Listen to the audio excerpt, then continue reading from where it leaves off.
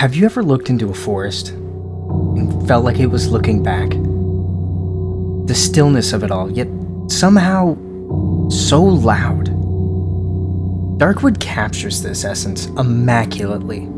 Through its masterful usage of atmosphere and sound design, it is always striking curiosity as to what could be lying around the corner.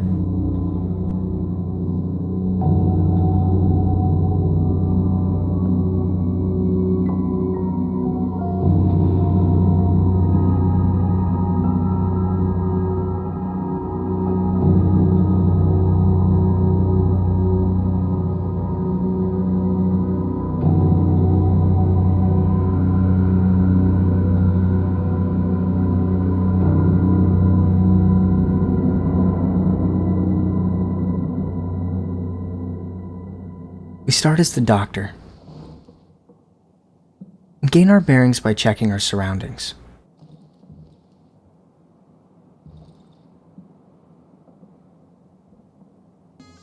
Few key things: the barricaded window and a dependency on the generator's fuel. I'm pointed in the direction of a broken down tractor.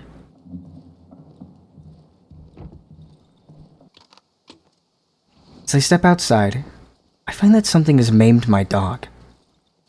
Unfortunately, I have to put it out of its misery. Little did I know, this is the first of many difficult decisions I would have to make.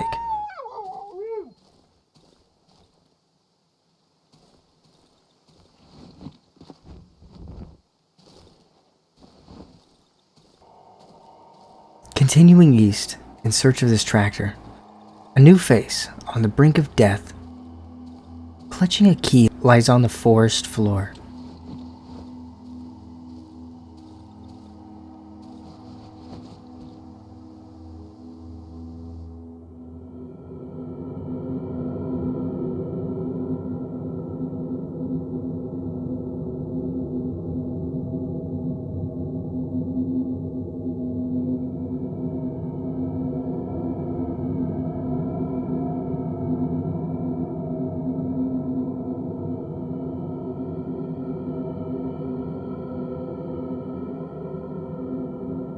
We are shown the desperation of this doctor and his desire to leave the forest at any cost possible.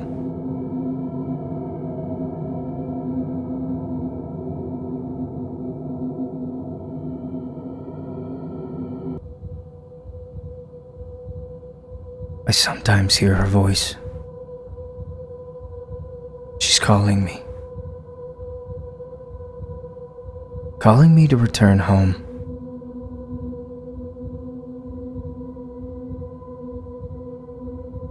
Where is the exit? Where? Show me where.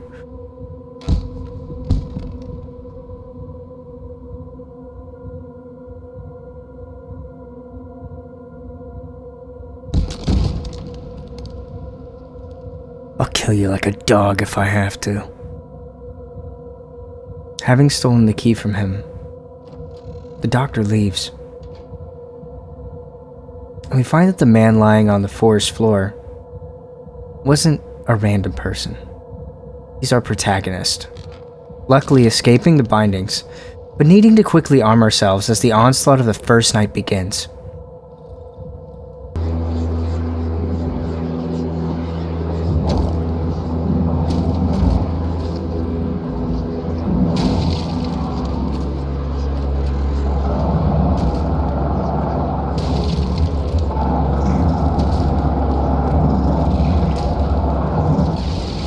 The first night proves to be too much.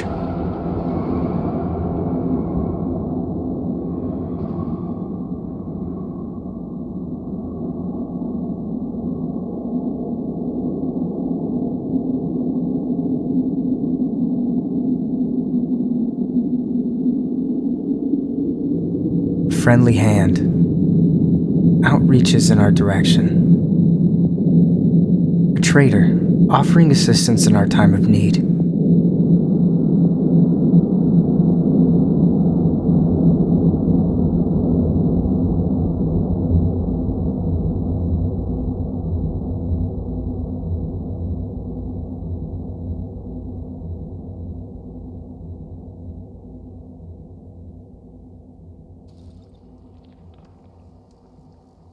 He takes us to the safety of our first hideout. There are multiple hideouts throughout the game, functioning as a home base. Let's go through the important aspects of them. The most important is the generator, which takes fuel to keep the lights on and provides a modicum of safety in the night.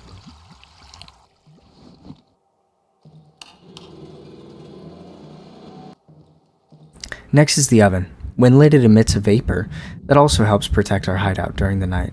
And with the usage of mushrooms, we can cook perks, giving us a progression system. These perks are accompanied with a negative counterpart as well though, so we must choose which ones we like wisely.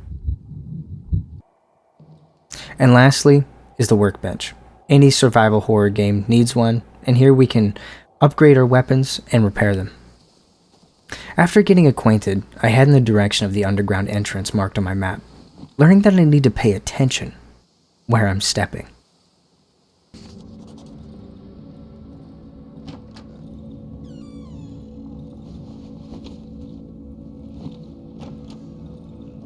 Oh, shit! Let me out!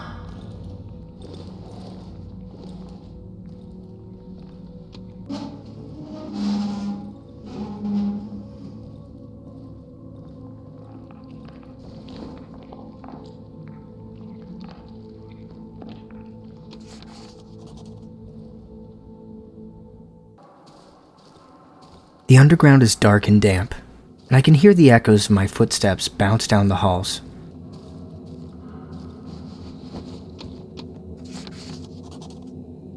Oh. How beautiful. That certainly calms me down in these trying times. A nice colorful magazine.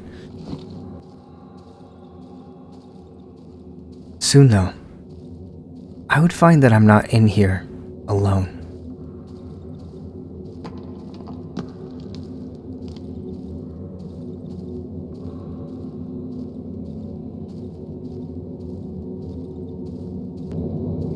At the end of the tunnel, we see the door marked 21, assumedly ready for the key that the doctor took from us. And upon investigation, I peer through the keyhole, only to see a faint light glimmer in the distance.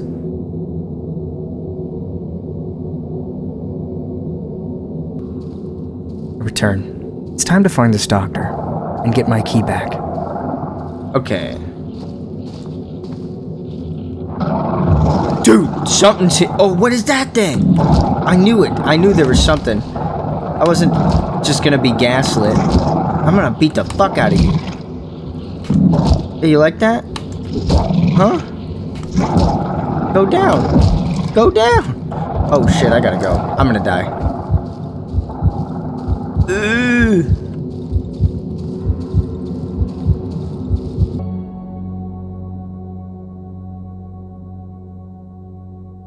After an uneventful night, as day 2 dawns, barely escaping with my life, I decide the best course of action is to explore my surroundings and gather some materials.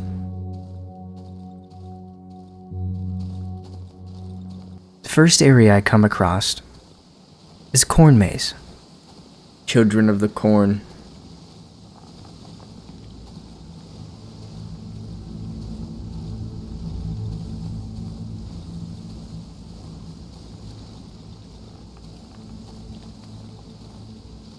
I hear mushrooms. Maybe?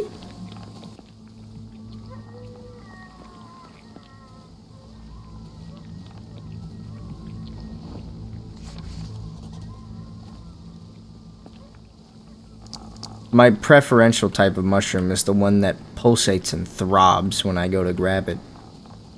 You know?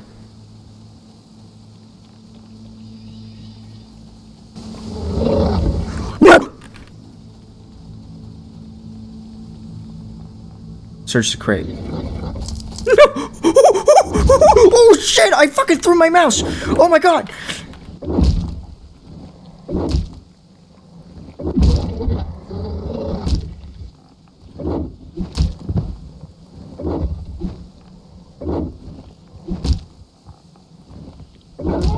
I had to snatch my mouse.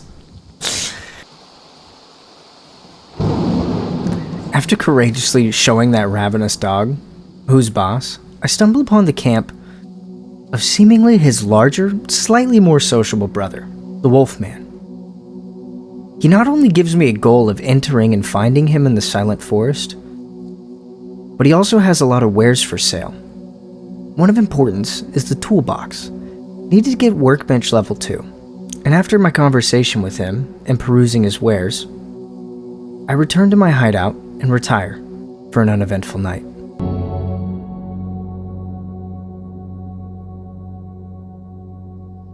Day 3 marks the return of the man that saved me, the merchant. He also has many wares for sale. He returns each morning to warmly welcome me and give an additional 100 trader rep, which is the currency used for trade. After speaking with him and sorting the generator out, I decided to look at my map to see where the wolfman was pointing me to. Location in question, over here to the right. I gotta go down to the burned houses and go directly west.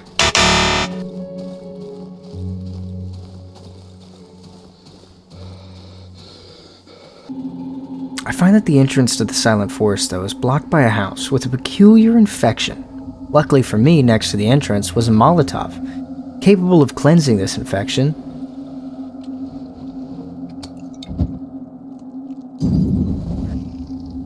Now, after throwing it and walking forward, I see there's another patch.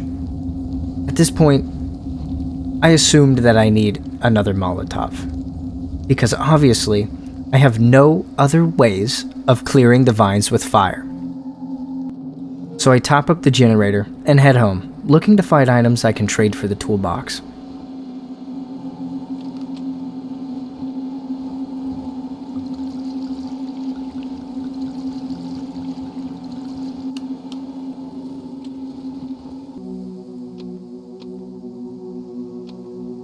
With the toolbox acquired and Molotovs in hand, I spend another night in the house.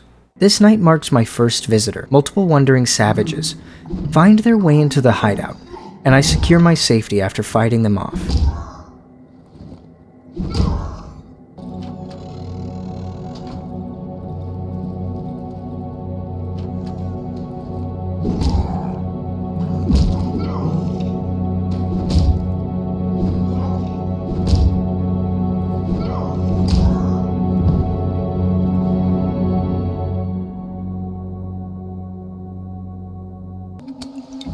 I returned to the entrance of the silent forest, clearing my way and eager to learn what was hiding on the other side.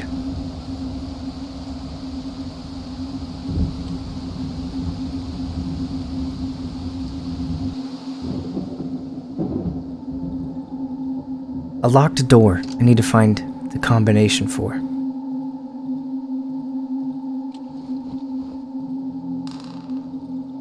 And a mysterious large egg, holding an embryo, but from what kind of animal? What could have laid this?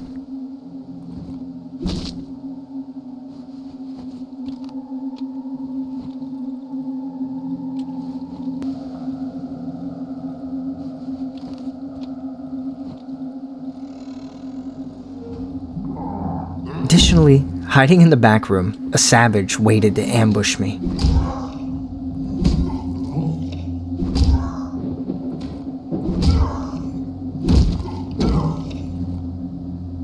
My inexperience and panic begin to set in as I try to rush to kill him. The mistakes begin to pile up, and I fall. Damn it. Oh, my watch and all that is gone. Angry, and with a taste for vengeance, armed to the teeth, I return. This time it wouldn't be me.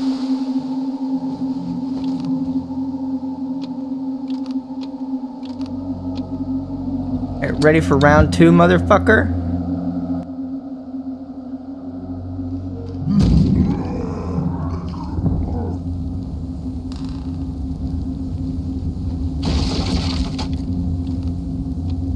Code is 3333. It can't get any easier. Remember it. I'm not opening that door after dark anymore. I went to get some gasoline from the pig shed. I'll be back after dark.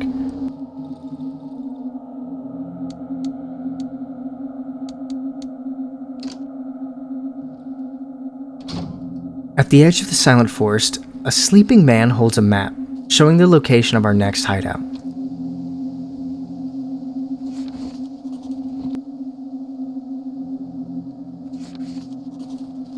This one is much larger, and seemingly more difficult to make safe.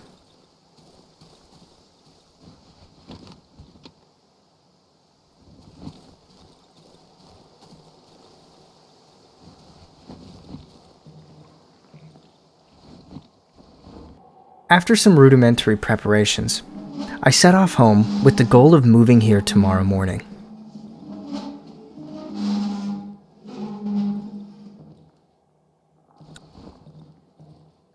Up until this point, the greater horrors of the forest hadn't shown themselves to me.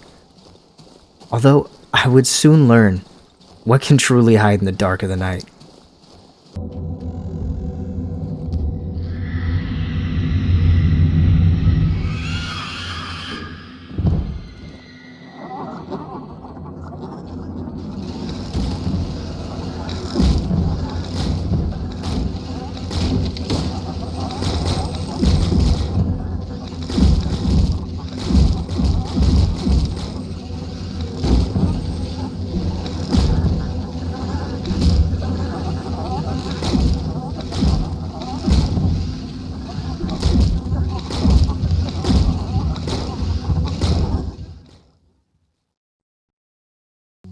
Outnumbered and overwhelmed, armed only with a plank of wood,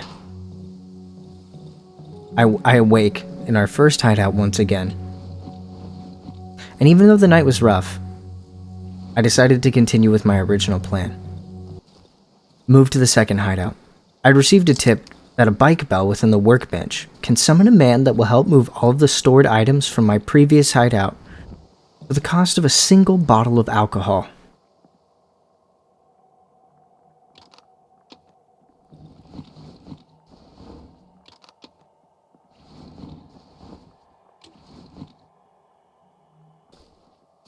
Making this trade and hearing from him that I have to wait for a few hours, I set off to explore the silent forest.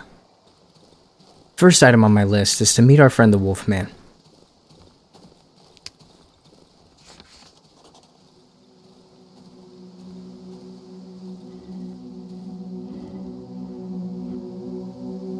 He gives me another task.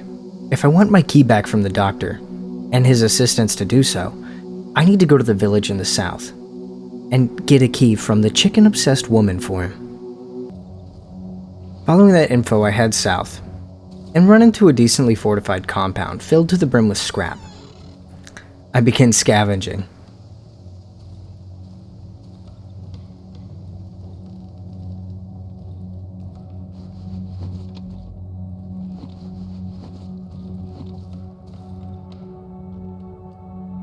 I find a picture of a man in a crate. This man is Yuri Gagarin, the first recorded man in space.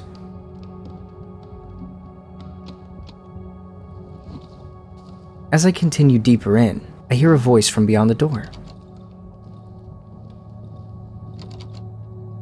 He tells me he won't come out until I deal with the beast in his garage. I obliged, and as I entered, I prepared for the worst, expecting a powerful creature I hadn't seen yet. But to my surprise, it was just a dog, trapped in the back rooms. He runs through the flames and does the work for me, pretty much. Before returning, I decide to search through the room behind the beast.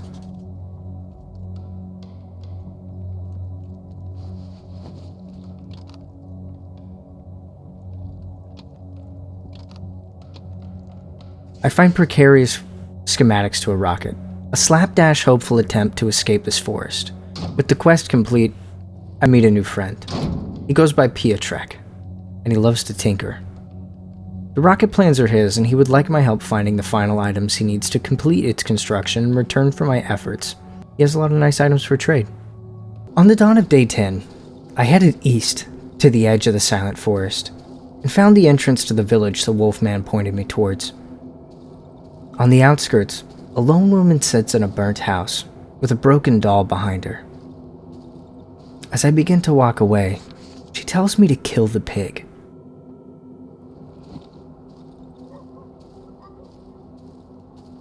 Little did I know, this would lead me down a bad path. Further down the road, I meet the chicken woman, and after speaking with her, she tells me her little brother Yannick went missing a few days ago. Feeling bad for her, I become apprehensive on whether I should really steal that key for the wolfman or not. Our conversation is cut short by the sound of a violin outside her home. In search of this noise and asked for assistance by the woman, I head out.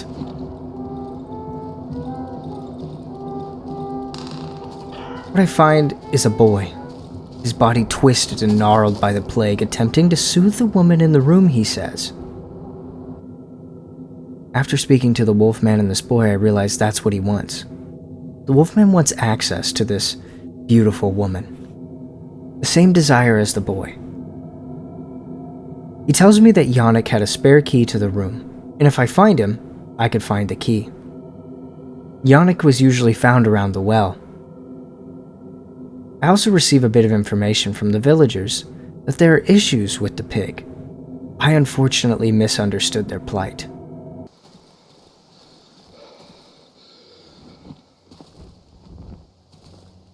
I return to Pietrek in search of a wire to fix the circuit that leads to the sow. Believing that I need to kill this pig to resolve the issues of the village, I try to find the solution.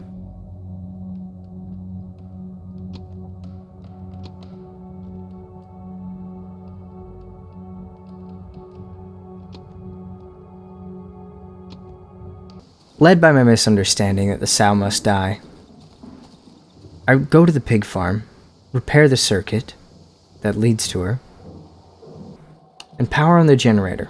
Having removed the lock on the voltage regulator, I ready myself at the switch.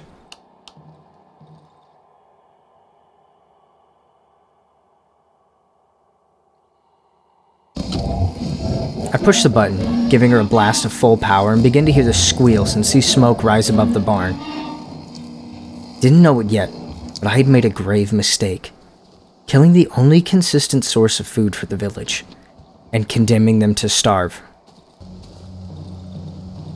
Before returning to the village, I see Pietrek once again, and give him the last piece to his rocket, a rear-view mirror which he calls an advanced information display. I make the final trades with him, as he asks me to give him space so he can complete his creation. I then meet with the wolfman, who thanks me for killing the pig. He seemed to hate it, and have disdain for the villagers. Throwing a very helpful hotbar increase at my feet, I feel as though I have been rewarded for doing something very, very bad.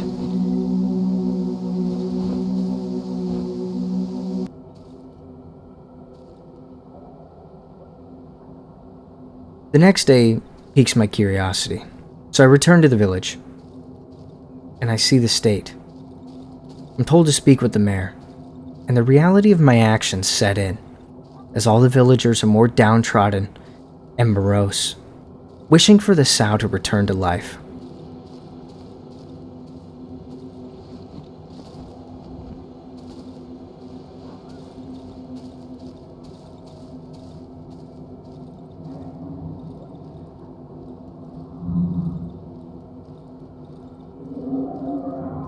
I hear growls echo from the cellar of the mayor's house.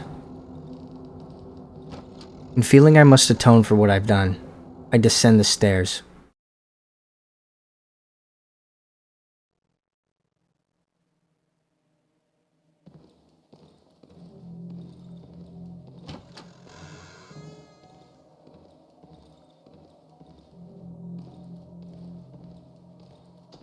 His attempt was to punish me by releasing Antek, a man that had been grossly mutated by the plague, known as a chomper.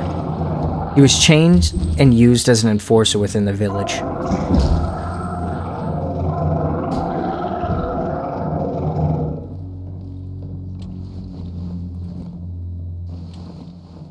quickly dispatch him and the villagers that subsequently attack me as well.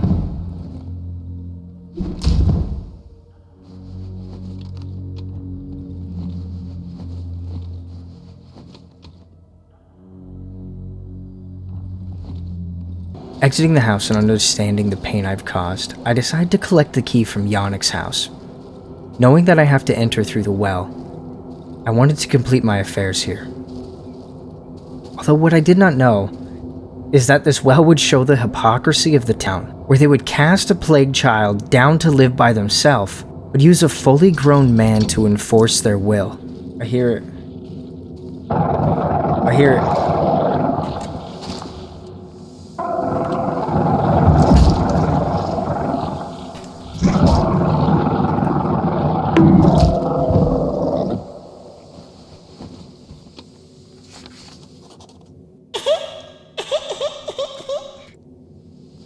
Damn, that sucks. That was a fucking kid? On the other side lies the entrance to Yannick's house.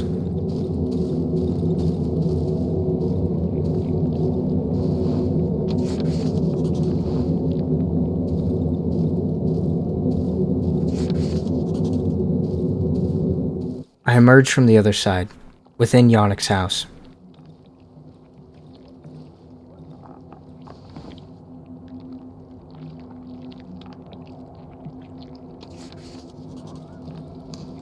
On a shelf lies the key that I was sent in search of. And with this key, I know what I have to do. I return to the wolfman,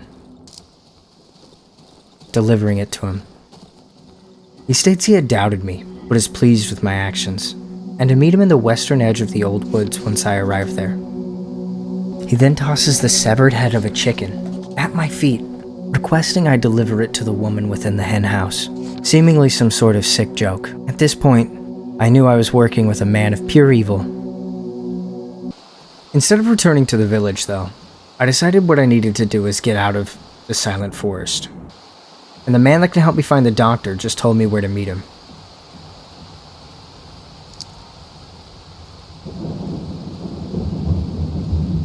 Crossing the threshold into the old woods, I find our new hideout, and once again ring for the bike man, paying his toll. I light the oven and begin to prepare our new home, moving my hoard to the workbench.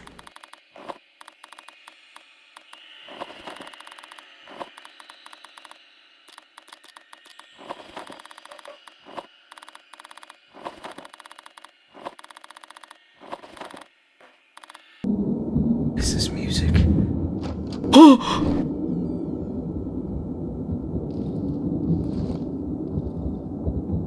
Something opened the door behind me. I was standing with my back to the wardrobe and they opened the door behind me. Okay. Alright, Ashton Kutcher, come on out. No, there's a camera there. There's a camera there.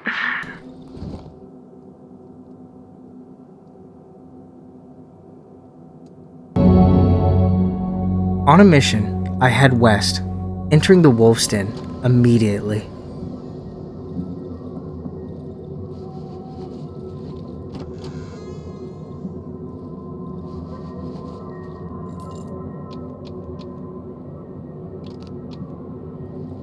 He greets me warmly, fresh blood dripping from his mouth, and a rotund stomach.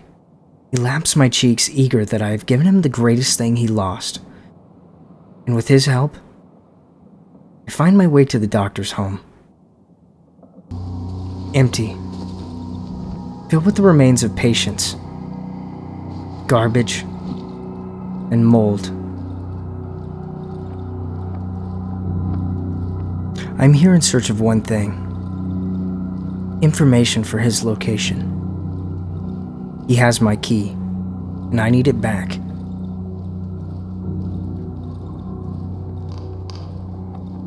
I crack into his safe, which he had very kindly carved the code into the ground for me. Not only holding his location, but the combination to the very door that secures his safety, this man needs to be taught some simple security principles.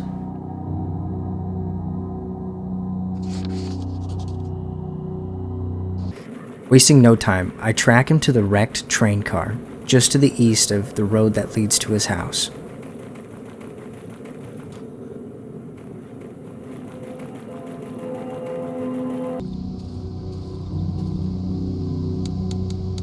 Knock, knock.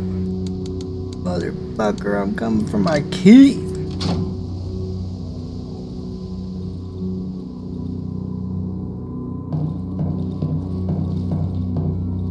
Let me tell you something. Let me tell you something. All right. Let me tell you something. Let me tell you something. Speaking with him, I see the despair in his eyes and realize he only wants what I do, to leave. As he had previously saved my life, I spare his and allow him to meet me at the door where this all began.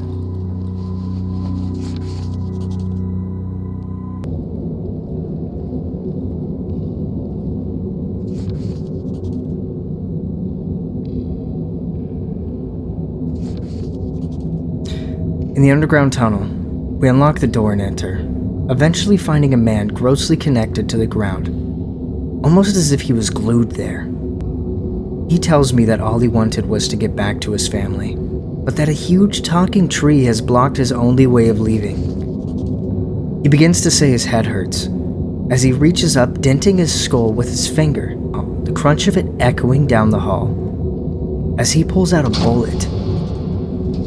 But it's soft and malleable. He tells me that this is what kept him here.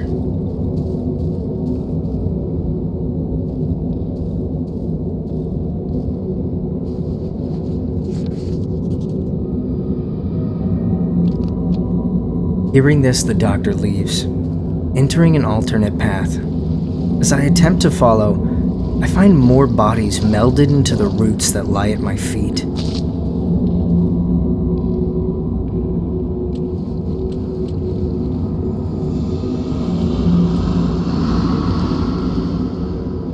It's on the other end of this tunnel, I begin to think, as I'm crossing the soaked floor.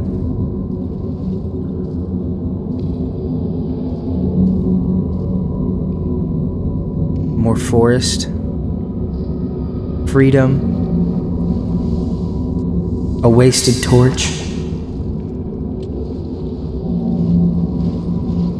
Only time will tell.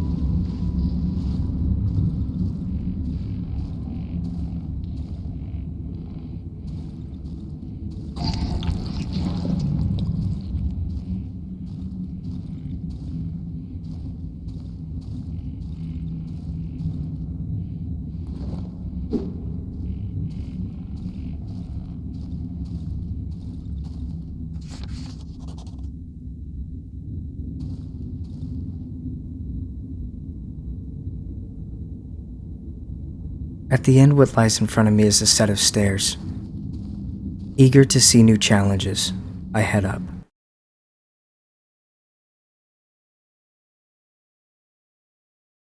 Thank you so much for watching. This is my first time making a video like this, and I will definitely be making another one about Chapter 2. If you enjoyed this, please like and subscribe, as there is much more to come, and I hope to continue making better videos in this style. If you have any feedback, please leave it in the comments. It would be much appreciated. As it stands for now, though, I appreciate you. I hope to see you on the next one. Have a good one. Goodbye.